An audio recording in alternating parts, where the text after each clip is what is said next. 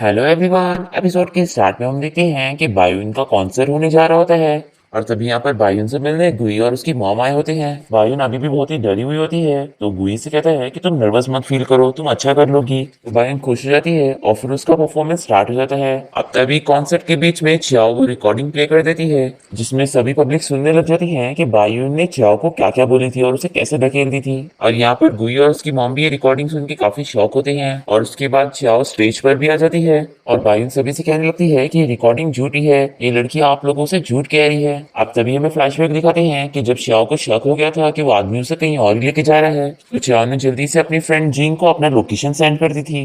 साथ ही साथ उसने अपने मोबाइल में रिकॉर्डिंग भी चालू कर दी थी, इसलिए बायुन और उसके बीच की सारी बातें रिकॉर्ड हो गई थी। अब चाओ बायुन को एक स्लैप मार के गिरा देती है। स्टेज पर जल्दी से बायुन की मैनेजर पहुंच जाती है और वो सिक्योरिटी गार्ड्स को चियाओ को पकड़ने के लिए कहती है। और तभी चियाओ के सामने गुई आकर खड़ा हो जाता है और वो सिक्योरिटी गार्ड को उसे पकड़ने नहीं देता।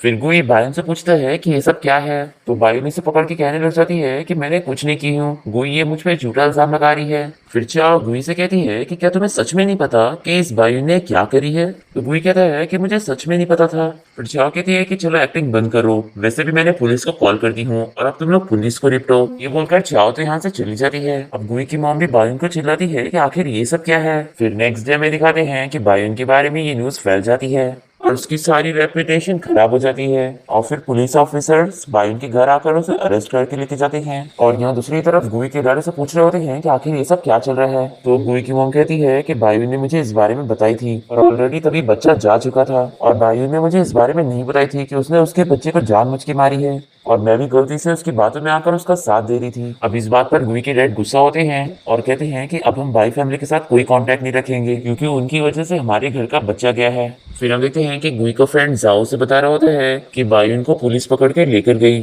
तो गुई कहता है कि वो ये डिजर्व करती है, जिस पर जाओ से समझाता है कि देखो बायुन मान रही है कि उसने गलती कर दी है, क्या तुम प्लीज इस बारे में चाओ से बात कर सकते हो, हम इस मैटर को प्राइवेट में भी सॉल्व कर सकते हैं। तो गुई कहता है कि मेरा बच्चा मरा है तो आखिर मैं इस मैटर को प्राइवेट में क्यों सॉल्व करूंगा। तो जाओ को गुस्सा आता है और वैसे कहता है कि ये तो फिर क्या तुम बायुन को जेल में सड़ने देना चाहते हो, तुम जानते हो ना उसने सिर्फ तुम्हारे लिए सब की थी, कम से कम ये तो याद रखो कि वो हम दोनों की बचपन की फ्रेंड है, इसी नाते उसे छोड़ दो। गुई फिर भी नहीं मानता और इसे कहता है कि उसे चाओ को हर्ट नहीं करना चाहिए था और ना ही मेरे बच्चे को। दूसरी तरफ हम देखते हैं कि चाओ बहुत ही ज्यादा ड्रिंक कर लेती है और सूजन उसे रोकता है और फिर उसे बेड पर लेटा देता है और उसकी ये हालत देखकर उसे गिल्टी फील होता है कि उसकी वजह से उसकी ये हालत हो गई है। फिर सुबह चाओ की आंख खुलती है तो वो देखती है कि बाजू में ही सूजवान लेटा हुआ है। ये देखकर वो जल्दी से उठ जाती है और उसे कहती है कि अब मैं अपने घर जा रही हूँ। फिर चाओ जैसे ही घर आती है यहाँ पर बायुन की मॉम और जाओ से मिलने आए होते हैं और बायुन की मॉम चियाओ को मना रही होती है कि वो बायुन को माफ कर दे और उसे जेल से छुड़वा दे,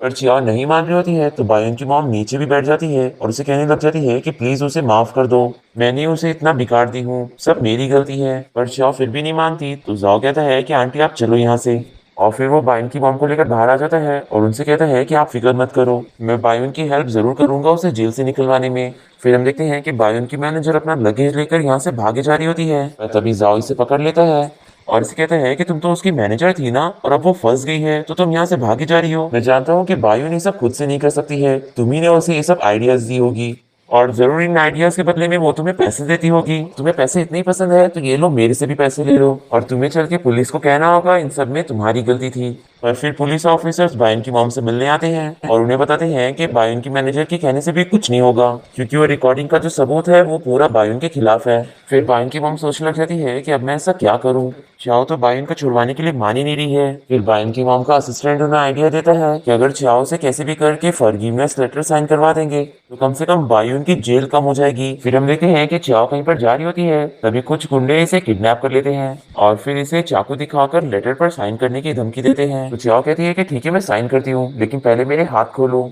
और फिर वो साइन करने का बहाना करके बोतल उठा के इन लोग को मारने लग जाती है।